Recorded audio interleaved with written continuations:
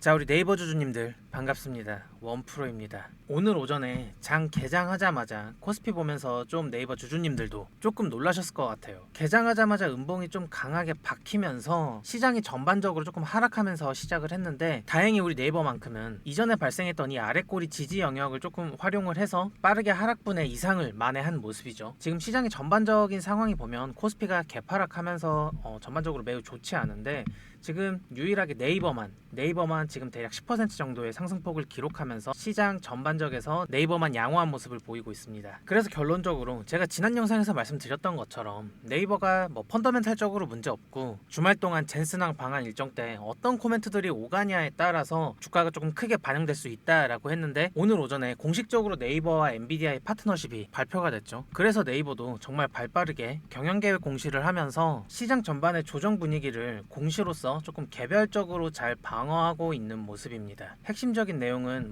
AI 인프라, 그리고 엔비디아의 파트너십, AI 팩토리, 그리고 매출 및 사업 리스크를 공동으로 부담하는 파트너로서 앞으로 엔비디아와 함께 AI 모멘텀을 좀 이끌어 가보겠다, 그런 공시를 발표를 했죠. 그로 인해서 다른 종목들에 비해 네이버가 조금은 빠르게 하락분을 만회하는 데 성공하지 않았나 싶습니다. 물론 지금 지난주 금요일부터 좀 거시적으로 좀 매크로적으로 분위기가 좋지 않은 거는 사실이에요. 간략하게 미국 증시만 봐도 다우존스 1.4% 빠졌고요. S&P 500도 2% 넘게 빠졌죠. 그리고 나스닥도 보시면 4.2%나 빠졌어요. 3만 포인트 넘긴 게 조금 무색하게 좀 무섭게 빠지고 있죠. 그리고 여기서 제일 심각한 건 필라델피아 반도체 지수인데, 보시면 거의 10%가 빠지면서 아무래도 이게 삼전 닉스한테 직접적인 영향을 주고, 그리고 이게 코스피 전반적으로 영향을 받은 거겠죠. 그런데 이게 반도체 지수가 갑작스럽게 마이너스 10%의 조정을 받는 거는 반도체 업종 자체에 악재가 있어서가 아니라 고용지표가 예상치보다 2배 이상 상회하면서, 그로 인해서 금리 인상 가능성이 높아지면서 단순히 많이 오른 종목이 조금 조정이 세게 나오는 것으로 보이는데, 워낙 사이클 자체가 반도체가 주도하는 장세이다 보니까 조금 조정이 세게 나온 것 같습니다. 이 과정에서 브로드컴이 마이너스 12% 정도 맞고 마이크론은 마이너스 13% 정도 나왔는데, 브로드컴은 실적 부진이 있었다고 치지만 마이크론은 디램 관련된 이슈가 있어서 이게 조금 시장에 오해를 가지고 온 부분이 좀 없지 않아 있어 보이거든요. 다만 결론적으로 여러 가지 이유들이 복합적으로 작용을 해서 시장의 전반적인 매도 압력이 조금 가해졌다, 이렇게 해석하는 게 우선은 바람직해 보입니다.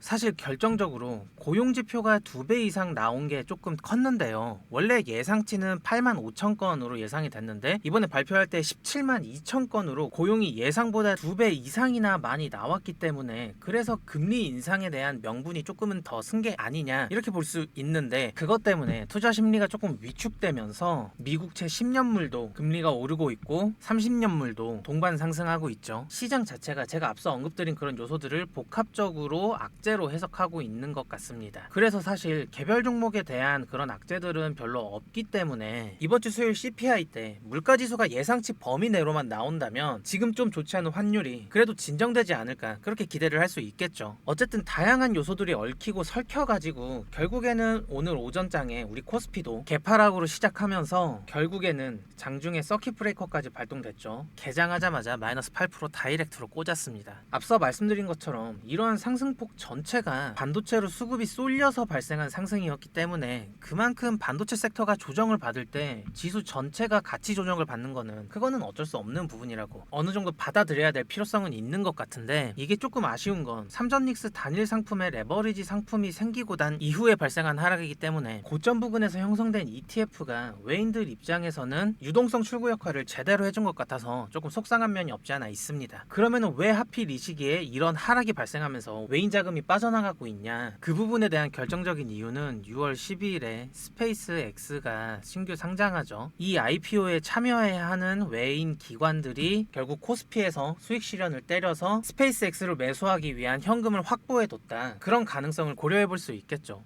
사실 이거 정말 무시할 수 없는 요소라고 생각해요. 그러다 보니 지금 환율이 1560원을 찍고 지금 좀 조정을 받고 있는데, 이 1560원까지 왜 올라갔냐, 그거는 제가 개인적으로는 국내 주식에서 현금한 외국 기관들이 달러 수요가 좀 높아질 거 아니에요. 좀 일시에 나가는 자금들이 좀 많았으니까, 그러다 보니 그 수요로 인한 단기적인 상승이지 않았나, 저는 그렇게 생각하는데, 근데 이 1560원이라는 가격대가 사실 너무 높은 건 사실이에요. 일봉으로 바꿔서 보면 1560 260원이 언제 왔었는지 일봉에서 잡히지도 않아. 이거 주봉으로 봐야 돼요. 그러면 2008년, 2009년 금융위기 때랑 맞먹는 수준의 환율인데, 근데 지금 글로벌적으로 호황이고 국내 증시도 호황이고, 그런데 환율이 이렇게까지 치솟는다, 금융위기급으로 치솟는다, 이거는 조금 이제까지 근 20, 30년 동안 보여줬던 정상적인 형태가 아니다. 지금 시장이 새로운 영역이고, 그래서 각 자산군들마다 복합적으로 영향받는 요소들이 많다는 거죠. 난이도가 그만큼 높게 느껴질 수 있는 시장이라는 거예요. 결론적으로 그것 때문에 좀 억울하게 두들겨 맞는 종목들이 지금 계속 나타나고 있죠. 지금 피해자들이 정말 많은데, 뭐 삼성전자나 하이닉스는 말할 것도 없고, 뭐 LG전자나 뭐 한미반도체나 현대차 전부 다 지금 억울하게 맞고 있어요. 특히 이번 주 목요일에는 국내 선물 옵션 만기가 예정돼 있거든요. 그래서 변동성이 특히 더 심해질 것으로 예상됩니다. 하지만 현재 코스피의 선행 PER은 7.8배 수준이거든요. 이거는 역사적으로 봐도 정말 저평가된 구간으로 봐야 되고, 그래서 제가 지난 영상에서 말씀드렸던 것처럼 이제는 지수의 조정과 상관없이 개별 종목들이 얼마나 각자 방어를 잘해주는지가 그게 관건이라고 말씀을 드렸던 거잖아요. 현재 대부분의 종목들이 펀더멘탈이 문제가 있는 종목이 거의 없어요. 그래서 지금은 차트 내에서 기술적인 지지 요소들이 얼마나 가격대를 잘 지켜주느냐, 그게 부각되는 시점으로 볼 수 있겠어요. 그래서 결론적으로 놓고 보면 우리 네이버 차트가 진짜 나쁘지 않다는 거죠. 그래서 차트적으로 지지가 나왔어야 되는 자리에서 정상적으로 지지가 나왔고, 그 재료가 뭐였냐, 제가 서두에 말씀드렸던 것처럼 네이버와 엔비디아가 기가와트급 AI 팩토리 동맹을 맺었다. 이게 지금 네이버가 현재 시장에서 유일하게 양봉을 꼽고 있는 재료입니다. 다른 기업도 아닌 네이버가 국내 최초로 기가와트급 AI 팩토리를 구축한다는 공식 발표예요. 이거랑 관련된 기사를 조금 찾아보면 2027년에 55메가와트로 시작해서 2028년에는 200메가와트까지 확대를 한다는 계획이고, 궁극적으로는 기가와트급 초대형 AI 팩토리를 완성한다는 그런 계획입니다. 여기서 기가와트가 어느 정도 규모냐면요, 지금 네이버가 보유하고 있는 최첨단 데이터 센터인 각세종의 무려 4배 규모입니다. 4배 규모. 그럼 결정적으로 네이버가 엔비디아의 최신 칩과 시스템을 때려 박아서 이 거대한 AI 인프라로 뭘 하려고 하는 거냐면요, 바로 전 세계 수많은 국가들이 눈독 들이고 있는 소버린 AI, 주권 AI 시장을 타겟으로 엔비디아와 네이버가 원팀이 돼서 AI 공장 글로벌 영업을 뛰겠다는 겁니다. 그 파트너십 안에서 네이버는 하이퍼클로버 X는 물론이고 가상현실 서울월드 모델까지 완벽하게 고도화할 계획을 가지고 있는 거죠. 그래서 우리 네이버 주주님들, 이제 네이버는 단순히 뉴스 보여주고 쇼핑하는 포털 사이트가 아니라 글로벌 AI 인프라와 첨단 로봇 기술을 공급하는 글로벌 기술 플랫폼 기업으로 체질 개선을 완벽하게 끝냈습니다. 여기까지만 해도 대단하지 않나요? 그런데 이게 퍼즐이 딱딱 들어맞는다고 느껴지는 게 6월 7일 어제였죠. 이재명 대통령이 중소벤처기업부 한성숙 장관을 차기 국무총리 후보자로 지명했습니다. 만약 국회 청문회를 통과하면 20년 만에 여성 총리이자 현 정부 첫 기업인 출신의 총리가 탄생하게 되는 건데요. 여러분, 한성숙 장관이 누굽니까?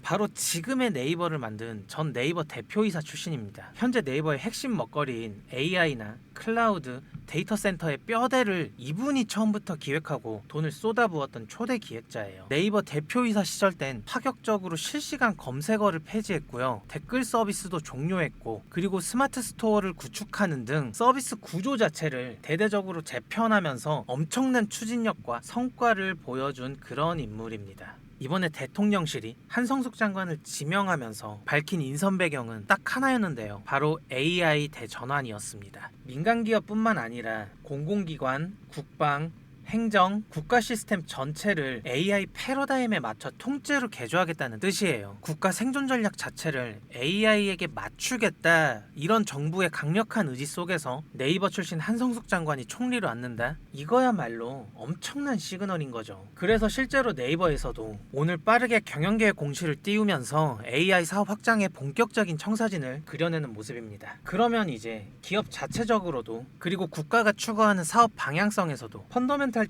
흠잡을 데가 없는 상황이잖아요. 그러니까 이제 남은 건 차트적인 대응이라는 거죠. 제가 지난주 금요일에 24만 5천 원이 깨지는지 잘 지켜봐야 된다 그랬죠. 지금 네이버 차트를 1시간으로 봤을 때 지속적으로 아랫꼬리가 달리는 구간이 있거든요. 그 자리에 대략적인 가격은 24만 5천 원 선입니다. 그런데 그 24만 5천 원이라는 자리는 5월 말에 처음으로 상방 발산을 했을 때 최초로 저항을 받았던 그런 고점 자리였거든요. 그럼 이 현상이 매물대적인 측면에서 저항에서 지지로 전환되었기 때문에 이 자리를 계속 지켜준다면, 그렇다면 위로 올라갈 수 있는 가능성이 더 높아진다고 볼 수 있겠죠. 실제로 매물대적인 지지 요소로 작용을 해서 오늘 20%가 넘는 상승이 나왔고, 이 자리만 잘 지켜준다면 충분히 올라갈 수 있는 상황이라고 제가 말씀드렸죠. 그래서 설령 지수 자체에 조정이 발생하더라도 우리 네이버만큼은 주주님들이 크게 걱정을 안 하셔도 무방하다, 저는 이렇게 생각합니다. 상황이 상당히 좋아지고 있으니까 엉덩이 무겁게 조금 지켜보자고요. 아시겠죠? 뭐 지금 시장이 서킷 브레이커 걸리고 환율 치솟고 이래서 다 던지고 도망칠 수는 있는데요. 결국에는 아무리 가파르게 상승하더라도 이런 조정들은 있을 수밖에 없습니다. 지금 그냥 이런 조정일 수도 있어요. 그러니까 너무 겁먹지 마시고 펀더멘탈 확실하고 국가가 밀어주고 차트까지 좋으니까 지금이 아수라판 잠깐만 지나가고 나면 분명히 우리 주주님들이 기대하시는 그런 순간들 반드시 옵니다. 그 과정을 지나면서 우리 주주님들이 겪으실 지루함이나 따분함이나 가끔은 의심, 무서움, 불편함, 이런 감정들 제가 매일매일 브리핑 드리면서 꽉 잡아드릴 테니까 중심 잃지 마시고 우직하게 같이 버텨봅시다. 우리 아시겠죠? 아직 원프로 채널 구독, 좋아요 안 누르신 분들 꼭 한 번씩 눌러주시고요. 그럼 저는 내일 더 좋은 영상으로 우리 주주님들께 인사드리겠습니다. 고맙습니다. 원프로였습니다.